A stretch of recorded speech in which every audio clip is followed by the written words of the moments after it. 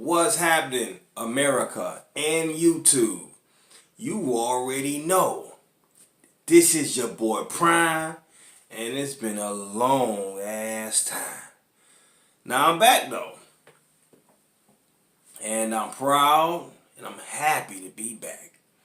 So, what I wanted to talk about today is I want to talk about some of the changes that Lyft in particular has made or over the course of a couple weeks or so will be making here.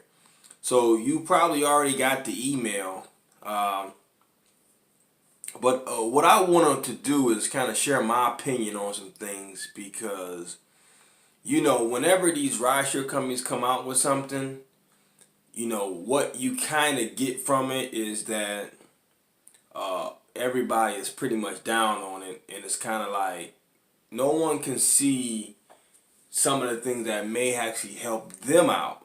So what I want to do is I want to point out some of those different things that I think that will help me out, and obviously maybe even some things that I don't really care for, and that's understandable, right?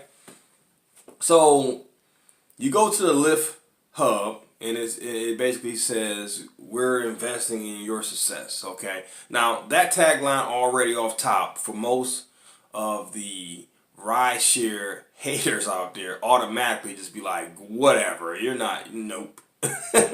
So there you have it. That already threw everybody for a loop. Okay, so it goes on to say that weekly demand predictions to help you earn 20% more in tips. And I don't know how that works, but so I don't know how they can predict more tips for us. I don't know. So anyway, so basically we're designing every one of them to address the areas you told us that are most important to you. So making it easier to drive.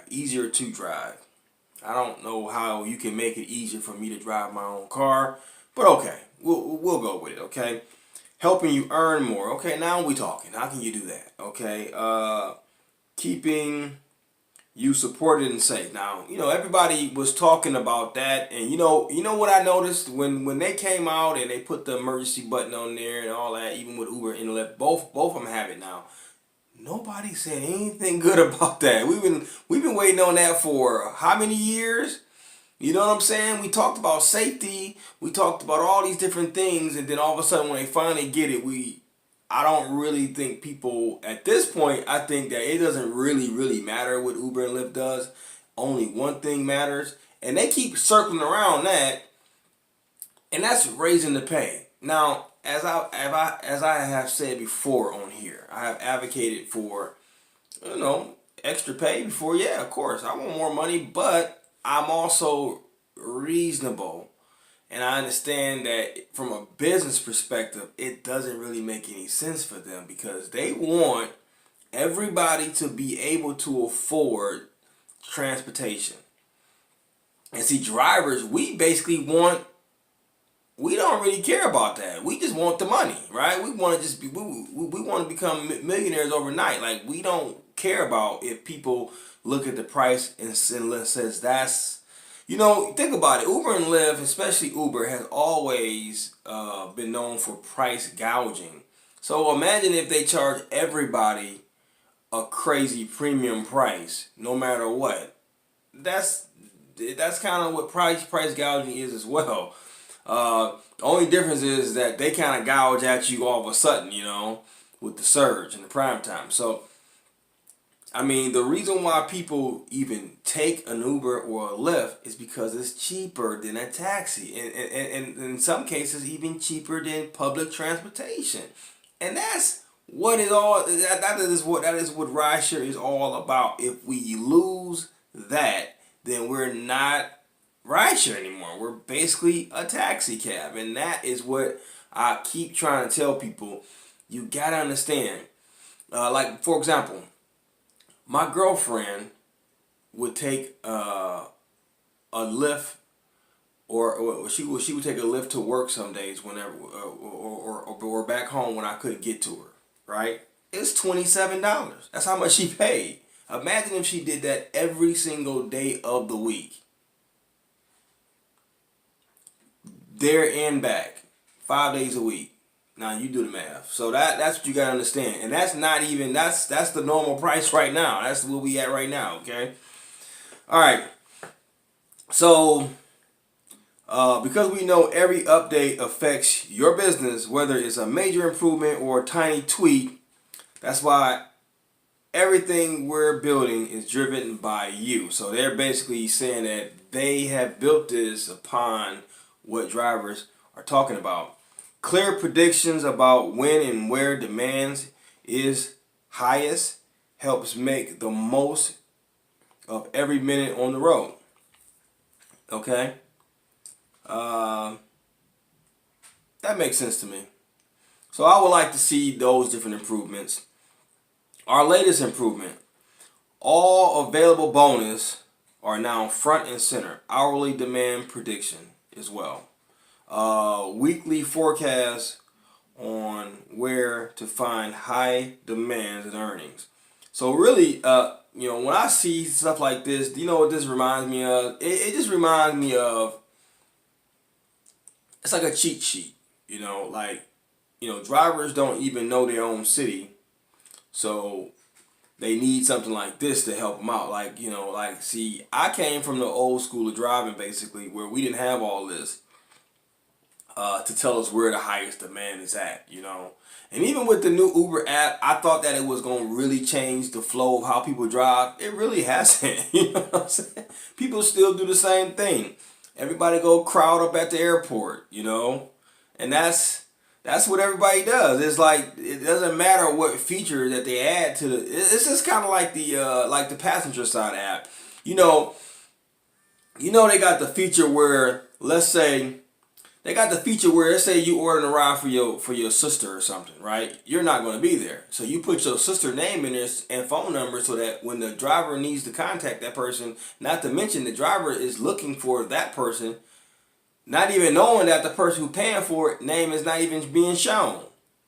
All the driver knows is that they picking up, Betty and not Steve, right? So that's a feature that no one uses. No passenger use that. So basically what I'm going back is saying this is one of those features that drivers won't use. This is a feature that drivers won't use because the majority of the drivers, and I don't know about your city, but I know about mine, most of the drivers go right to the airport. They don't even worry about nothing else. They just flow to the airport and wait there and wait for rides. Okay. That's their whole day consisted of. So basically, essentially, they will get a ride out of the airport and then turn tail and come back to the airport. Now, what sense does that make? You know what I'm saying? I can see if you set up shop there one time out of the day, and you wait an hour or whatever. You're like, I'm just going to wait this one time, and if I come back, maybe I'll wait again, but I ain't going to come all the way out the way, come back here. But no, that's what people do. All right? People, they don't even take another ride nowhere else. They just go there.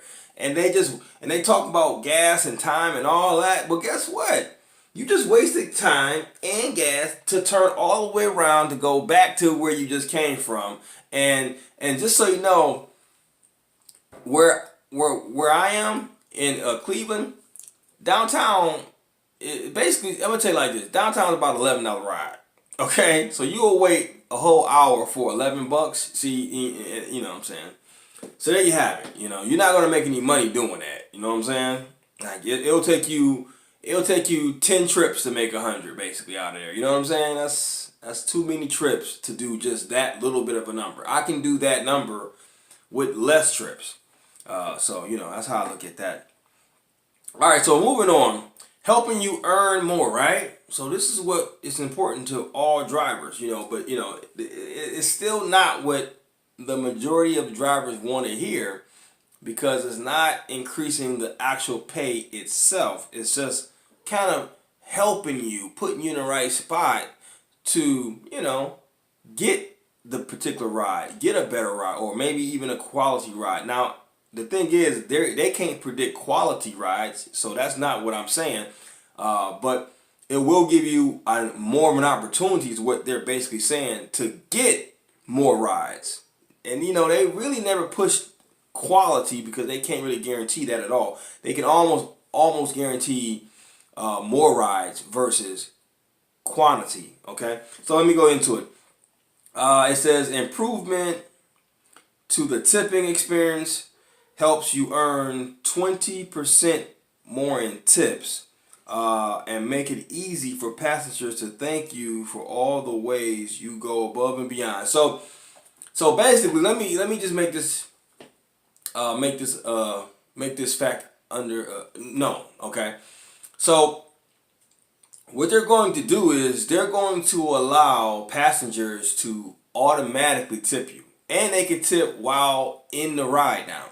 So that might be pretty decent. I think being able to tip while doing the ride will definitely help, because I didn't have people say, "Hey, can I tip you right now?" And I'm like, and it's a Lyft ride. I'm thinking, no, you not. And I'm thinking Uber you can, but not Lyft. But you can, you gotta wait.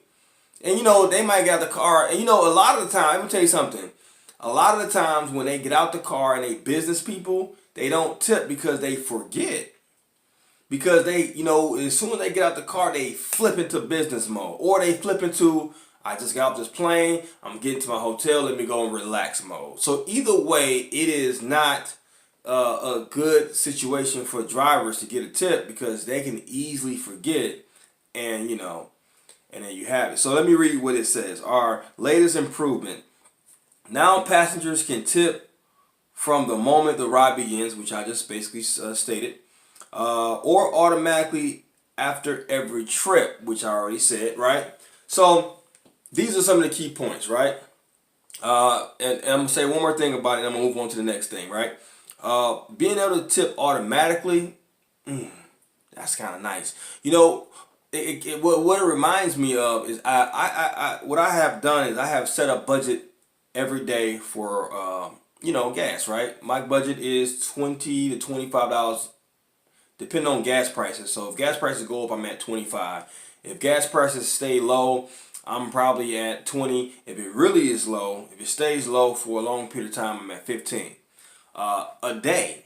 So that means I fill up every day. Obviously we fill up every day, right? So I have a Honda Civic, and obviously those are pretty good on gas. So that's why the number is 15, 20. That's kind of a low number. Some of you guys are paying $40, $35 or whatever, and I know that's a lot more.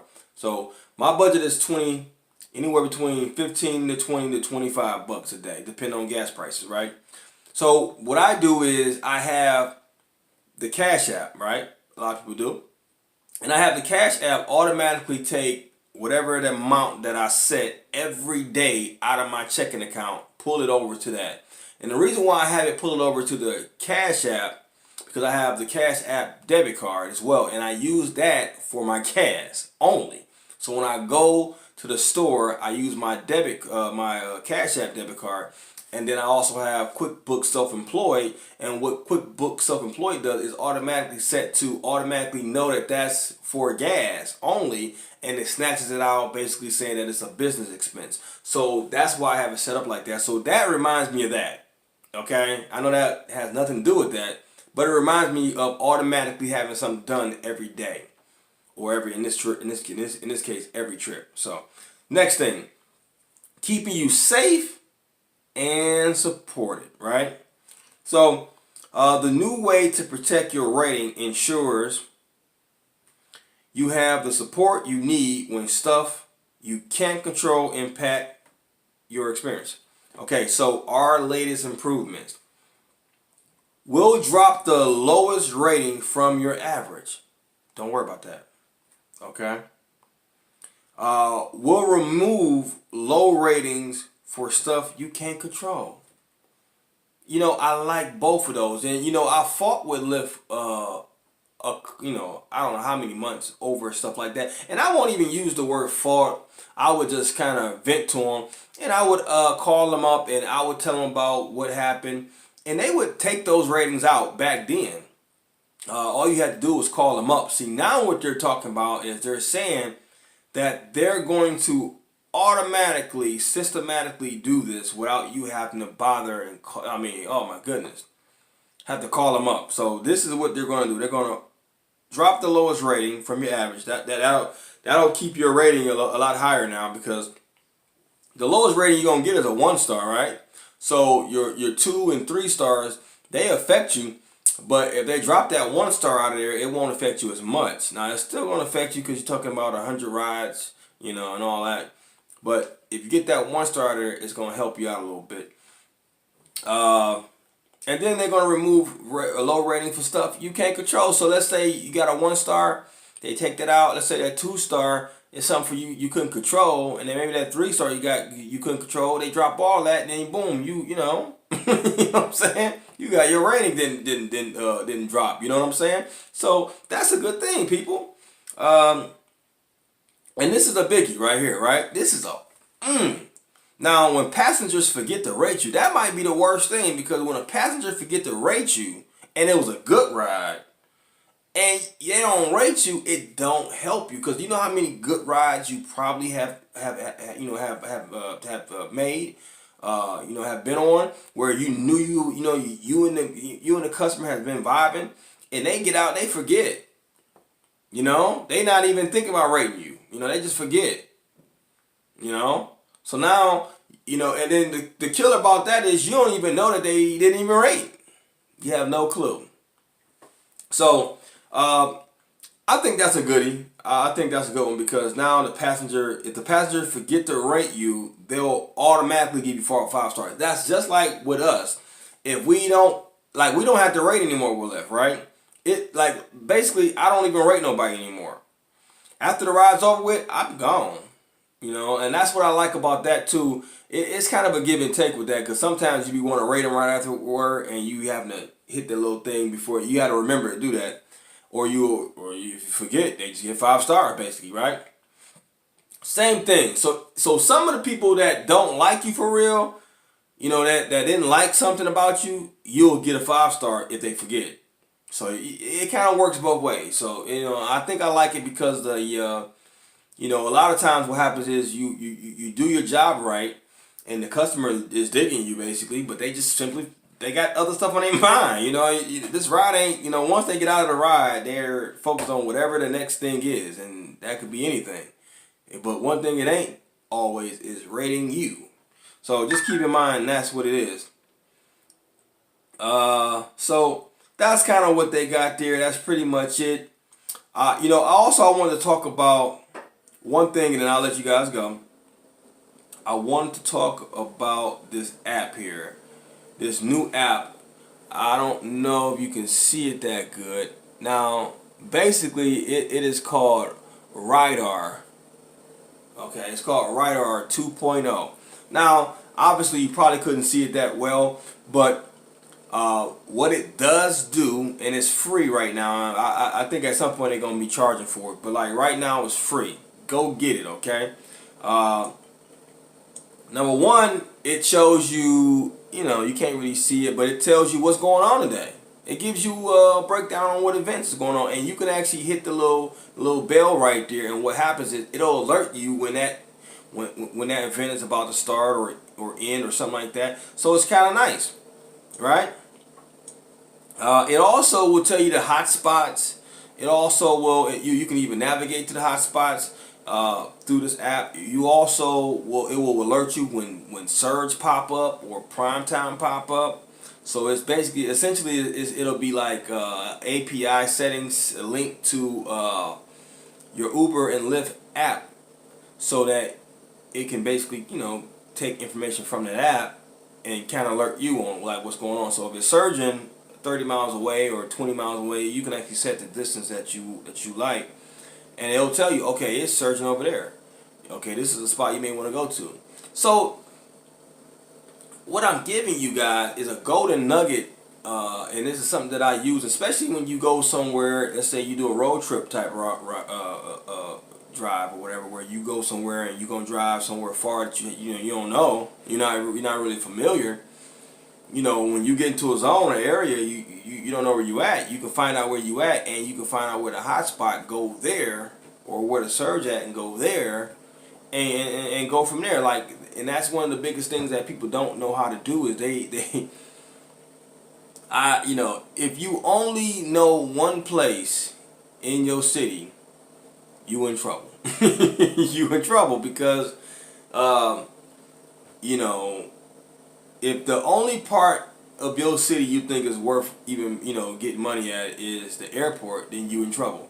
It has to be more than one spot. Now, I don't know. Some places may not be, where you have multiple spots like that. But if the airport is your only destination to pick a passenger, you in trouble.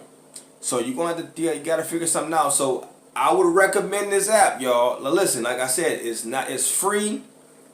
I'm not going to make a dime off of it. I'm not trying to. I'm just throwing it out there. It's called Rideshare 2.0, and it's spelled RYDAR 2.0. Make sure you get the version that's 2.0. It's free. The other version is a paid app. So eventually, I believe they will, charge you for it. So just prepare for that. But at least use it while you can and see if you like it. And if you do, let me know. Comment below. Let me know what you think about it. I'm just trying to find out what's going on. I've been testing it myself. I love it. I use it. I have 2 phones. And I use Maxymo to control my Uber and Lyft, and while I'm driving. And then I have this phone here, and it'll have it'll have that on the screen, and then I also have another app that's called Ride Fare, and Ride Fare basically shows me what Uber and Lyft are doing at the same time in the area that I'm in. So once I drop off, if I'm in a surge area, I can see right away before I even drop off. Let's say I'm on Uber, and I don't know what Uber is doing right now, unless I have this. Now when I have this, I can see what Uber is doing as I'm getting closer to my drop off. So I already know what my next move is. Okay? And then with Rideshare 2.0, I know what my next move is. If it's not surging right here, Rideshare will notify me that it's surging somewhere else. Maybe it's surging a little bit, like a couple miles away from me. Maybe I can get to it without, a true surge chase. You know what I'm saying? I may go and see if I can get it or get close enough to it. But if you guys are not out there trying to have strategy, because some of these guys out here, they don't have a strategy at all. Like, look at that. See that notification? I just got a notification that it's a 1.5. A 1.5, 25 minutes away though. So, I mean, obviously, I wouldn't be able to get to that one. But see, I have it set to basically tell me 30 miles out of the way. And the reason why is because I like to know what's going on around me at all times. Even if I can't get over there, I like to be in the know. So, number one, figure out a strategy, stick with that strategy until it starts working. You know what I'm saying? And with that being said, I'm Primetime, and that's been my time, boy. And like I always say, don't do the crime if you don't want to do the time. And I'm out.